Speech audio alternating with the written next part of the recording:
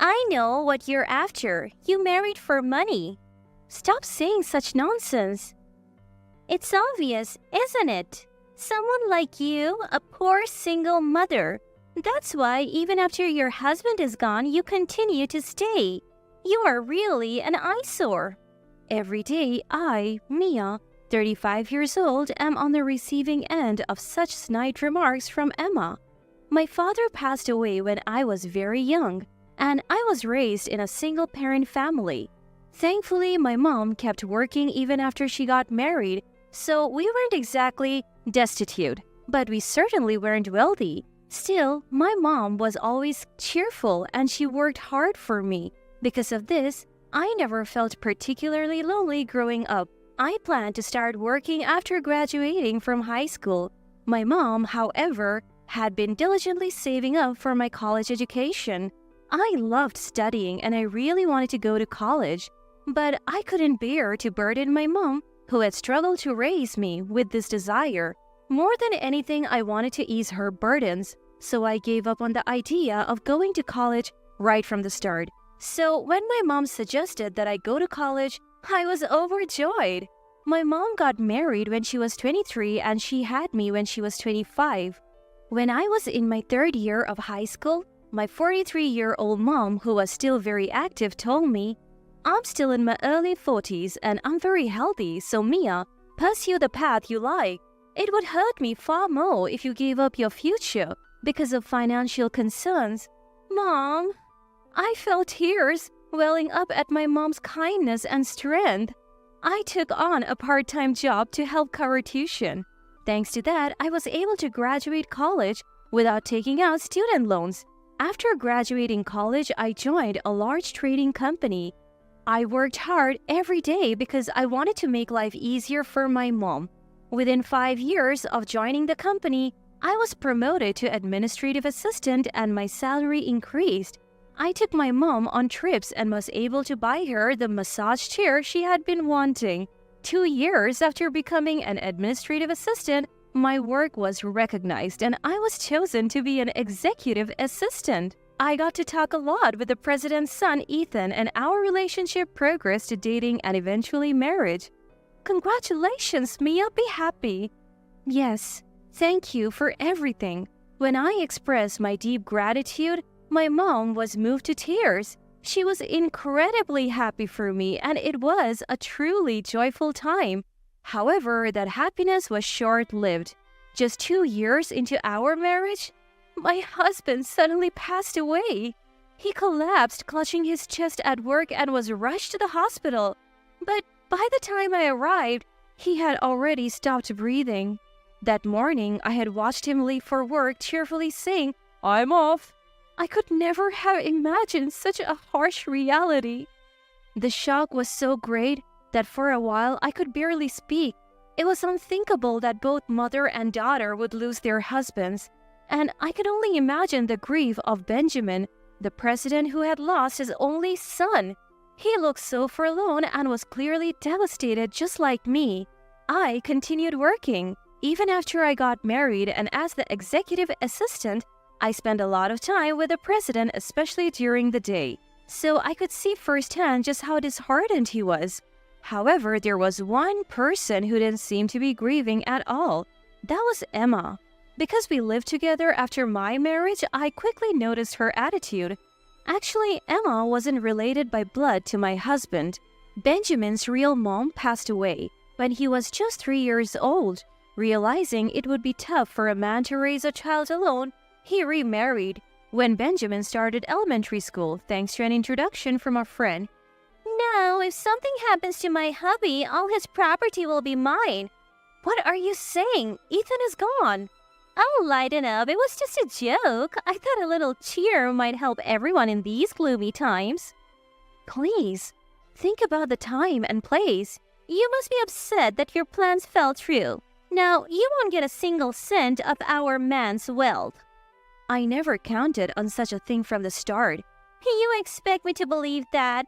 There is no way you would marry a homely, worthless man like Ethan unless you were after something." "Stop talking like that. To me, he was irreplaceable." Emma seemed to think I would pack up and leave as soon as my husband passed away, but I didn't. Benjamin was acting strong at work and handling his duties just like before. But from my close observations, it was clear to me that he was pushing himself too hard, so I couldn't bear the thought of leaving the house to someone like Emma. Besides, even though it was only for 2 years, our home was filled with memories of my dear husband. I wanted to bask in their afterglow for a while. Feelings aren't easily severed. Indeed, the time I spent with my husband was a happy one for me. My husband once told me that Emma was more like a roommate to him than a mother. She was often out and about, and when Benjamin was away on business, she would often not come home until late at night.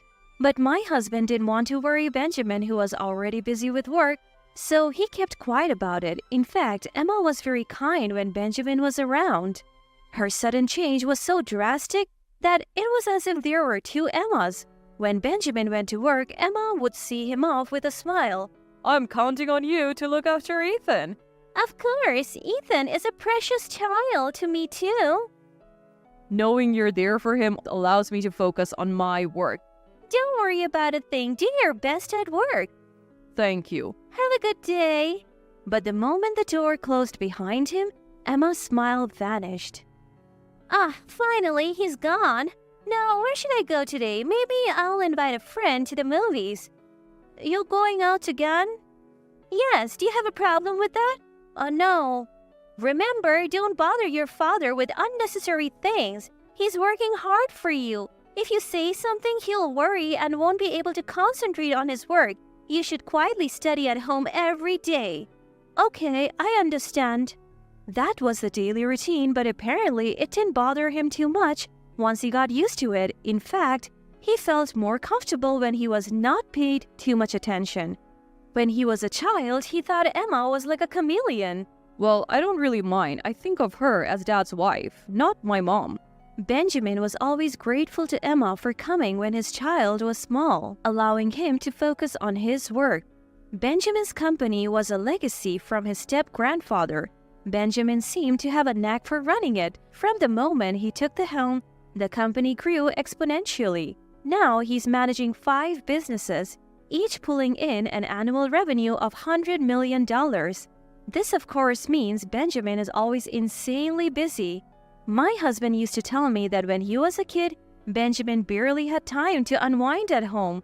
Seeing Benjamin exhausted from work every day, my husband couldn't bring himself to trouble him with unnecessary issues. That's why he never mentioned Emma. Besides, he didn't feel entirely neglected, so there was no need to bother Benjamin unnecessarily. He was content keeping his concerns about Emma to himself. That's so like him. A relaxed individual, he never struck me as a typical heir to a huge company.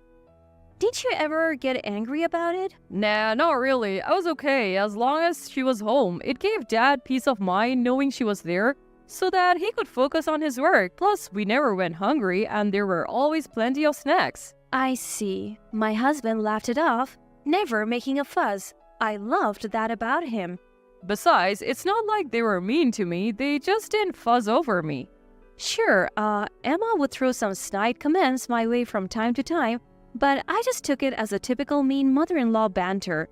Plus, she was often out and about attending theater performances, shopping, or dining with friends. Since I was still working, we didn't cross paths that much. Emma's sarcastic remarks didn't really bother me. If my husband didn't make an issue of it, there was no reason for me to bring it up either. However, being a thrifty person since childhood, Emma's reckless spending did bother me a bit. It felt wasteful. Nevertheless, since neither Benjamin nor my husband voiced any concerns about it, I didn't feel it was my place to chime in. I kept my thoughts to myself. But after my husband passed away, seeing Emma shopping and indulging in luxuries with a happy, carefree attitude left me feeling uneasy. Benjamin was heartbroken. A man who was like a son to him had passed away. And yet Emma showed no signs of sorrow, which only made me more angry. Emma, please try to be supportive of Benjamin. Be there for him even though he's pretending to be okay. He's really lonely, I pleaded. Excuse me? Why on earth would I listen to you? What's your angle, huh? Trying to worm your way into our family for some of the inheritance? I have never even thought about that. Well, Ethan's gone now, so why don't you just leave already? I won't be leaving. Benjamin has said he's fine with me staying as long as I need to. At this, Emma shot me an irritated look but didn't say anything further. She probably felt relieved knowing she didn't have to worry about me inheriting Benjamin's wealth. But 3 years after my husband's death, Emma was becoming increasingly annoyed with me still being around. Her sarcastic remarks were becoming more frequent and more hurtful. After all, whether at home or at the office, I'm always with Benjamin. Emma seemed to think I was buttering him up, scheming to take over his fortune. It hurt to be perceived in such a light, and I began to question myself, wondering whether it was right to stay in a house where the husband was no longer present. I could gauge Benjamin's situation at the office every day. It might be better for me to return to my single mom instead of living here, enduring Emma's sarcasm. Mom is turning 60 this year, and last year marked the 3rd anniversary of my dad's passing. I had been contemplating my future when Benjamin collapsed. He was fortunate to survive, but there was a high possibility he would need caregiving even after discharge from the hospital. At the company, things didn't immediately fall apart when Benjamin collapsed since he had properly trained his successors. However, Emma's attitude noticeably shifted. The man got what he deserved. He has been so stingy lately. What do you mean stingy? Our credit card limit has been decreased. Our living expenses have been cut. Is the company in trouble? I don't think that's the case. Emma, as it happens, missed her husband's 3rd anniversary ceremony last year due to a hangover from the previous day's wild night out revealed by the credit card bill. It seemed Benjamin, who rarely checked on Emma's spending, had investigated this time. Missing their son's 3rd memorial was too much, even for him. In his fury, Benjamin decided to limit the money Emma could use. That said, she was getting more than enough money for a normal life, so there was no need to complain. Benjamin himself said that the company might be in trouble. Ethan's absence hit him hard, and before he knew it, things had turned sour. Benjamin said that? Don't play dumb, you know it too, all because we lost a single son. How does that justify ruining the company? No, I truly didn't. And yet he says despite his condition, he's going to rest at home, live a long life. He's been telling people the doctor said he could live to 100. That's good to hear. There's nothing good about it. If he lives that long needing care, it won't be a joke. Emma, her nostrils flaring, began to launch into a tirade about Benjamin. Hearing her call him dull and annoying left a sour taste in my mouth. Who did she think had been funding her lavish lifestyle? Even if Benjamin's company was in trouble, she could at least offer to support him, I thought. And then Emma said something even more unthinkable. So, I have decided to divorce him. Pardon? Just think about it, the company might be in danger. What if we end up in debt? It's only wise to get the property settled and leave before the money runs out. Are you planning to abandon Benjamin when he needs help? I can't handle a bedridden old man with no money left. I'm going to take what I can before his wealth is gone and say goodbye. Is that so? Emma's words, said as if she had come up with a brilliant plan, brought up a feeling of disgust in me. However, just a week after having that conversation, Benjamin's condition drastically deteriorated and he passed away all too quickly. He's gone too. Just 3 years after my husband passed, everything seemed to go dark. Benjamin's voice was so similar to my husband's. Sometimes when we talked, it felt like I was talking to my husband. Not being able to talk to him, not being able to hear his voice anymore, it was too much to bear. Oh no, that man is gone to the afterlife? What perfect timing. He still had assets left, right? His company didn't collapse yet. Maybe he died before taking on debt for my sake. This means all remaining assets are mine. How fantastic. Emma, you sound pleased, even though Benjamin has just passed away.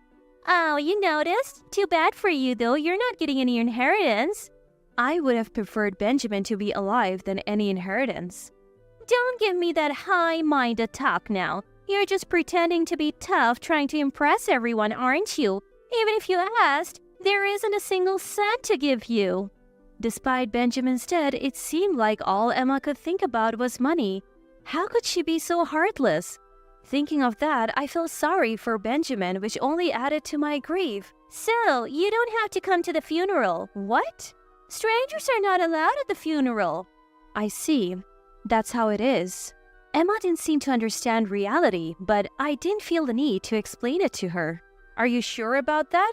"Of course. Now that he's gone, I, his wife, am in charge." "Understood." So 2 days later, Benjamin's funeral was held quietly with only close relatives, respecting his wishes not to have a grand company funeral. After the funeral, I saw a bunch of missed calls from Emma on my phone, but I didn't return them. Emma tried to reach me many times afterwards, but I completely ignored her. Then one day, she suddenly showed up at my workplace. "I finally got you. What are you thinking? You're not answering my calls." "Oh, Emma, what can I do for you?" "Stop messing around. I was kicked out of the funeral home. You were the one who should have been left out. I called you so many times on the day. What's the meaning of this?" "Huh? Well, you're not my mother-in-law anymore, Emma." "What?" "Well, you said that strangers are not allowed at the funeral, so we had a family-only funeral." And then I asked Emma, "Who's now a stranger?" to refrain from attending. "You are the stranger." No, the stranger here is Emma." "What?" When Benjamin fell ill and was told he would be bedridden, Emma had served him with divorce papers. Emma seemed to think that because Benjamin was hospitalized, he had gone to heaven without submitting those divorce papers. But those divorce papers, I had submitted them as Benjamin asked me to, so Emma is a stranger to us in name and reality. Back then, Benjamin had shared a lot with me. It seems he told Emma that the company was in danger and that he might end up in debt. If that happened, they couldn't live the life they had been living. From then on, it would be a modest life for just the two of them and so on. He thought that if Emma was willing to support him through that, they could continue as a couple. But at his words, Emma frowned and coldly responded, "Then it's probably better to split before you're burdened with debt." Benjamin collapsed 1 month after that conversation with Emma. Even after he woke up, he knew his health was not good. But he hid it and told Emma that he was in such a state that he would have to let go of the company and he would probably have to rely on her for care. As expected, Emma then proposed a divorce. She probably wanted to divorce before he was burdened with debt and get some money through property division. But Benjamin, who had realized his limited time left, had already donated most of his personal assets except the house to children and animal shelters and volunteer groups, and he had already appointed talented subordinates as presidents of his companies and transferred all the shares. So there was almost no property left to give to Emma. When he told her this, the color drained from Emma's face. "So I don't get anything?" "Well, strictly speaking, it's not exactly zero. I did leave a few $100s in savings." "A few $100? That's hardly enough." Even though Benjamin had told me this beforehand, hearing it from my mouth, I could see how thorough Benjamin was. He must not have wanted to split any property with Emma.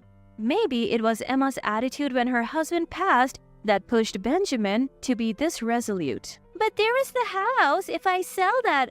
"Oh, yes. Please move out of that house as soon as possible. I'm staying with Mom for now, but I plan to move back eventually." "What are you saying? You're a complete stranger. You have even less rights than I do." "As I said earlier, the stranger here is you, Emma, who is already divorced. Also, the house was originally inherited by Benjamin from his grandfather, so it doesn't count for property division during divorce." "So why do you have the right to live in that house?" "Because when I got married, Benjamin and I adopted each other." "What?" "So I have the right to inherit Benjamin's property. Benjamin left me that house." "Hardly believable, isn't it?" The idea of adopting me had come from Benjamin himself when we got married. I didn't think about it much at the time. I was going to be marrying his son, and in his eyes, that made me his daughter. So I went along with the adoption. But when my husband passed away, I kept quiet about this. I was afraid that if I mentioned it, Emma would think that I was after the family fortune. So I have work to do. Could you please leave? I asked Emma. If you need to communicate anything, please do so through our lawyers. I have sought the advice of our company's legal counsel. I called security and had them escort Emma out of the company premises. I made it clear that she was not allowed to step foot in the company again. Emma put up a fierce resistance, but when I threatened to call the police, she quietly left. She attempted to contact me numerous times after that, but I ignored her completely. Her relentless efforts to make a claim on our fortune only resulted in a barrage of complaints to our lawyer. Our company was far from going under, and Emma couldn't understand why. She argued that if it was bankrupt, there should be well to share, but the company had already been handed over to a successor before Benjamin's passing, and it was no longer in his possession, therefore there was nothing left for Emma to claim. As for the family's real estate properties, they had already been settled in the divorce before Benjamin's death. The lawyer patiently explained that Emma had no right to any of it. Our lawyer, somewhat exasperated, confided that Emma had been quite persistent. Emma, who had been under the impression that she was entitled to a share of the wealth, had recklessly racked up debt on her credit card. Now she was stuck paying it off. She was working multiple part-time jobs from morning till night. However, her financial woes were not my concern. Emma was 10 years younger than Benjamin. They had married when she was 25 and now she was 55. They had been married for almost 30 years, which meant that Emma was entitled to survivor benefits from the Social Security taxes Benjamin had paid even after their divorce. However, she would only be eligible for these benefits when she turned 60, which was still 5 years away. Furthermore, she needed to have filed a claim for a division of the pension within 2 years of the divorce. I wasn't sure if Emma was aware of this, nor did I have any intention of enlightening her. I had no sympathy or obligation to worry about Emma's well-being, so here I am now living in the home I once shared with my mom, Benjamin, and my husband. My days pass calmly and peacefully. There are moments when I remember my husband and Benjamin's smiles, and I can't help but shed tears. But remembering their warm smiles, I too want to live each day with a smile on my face.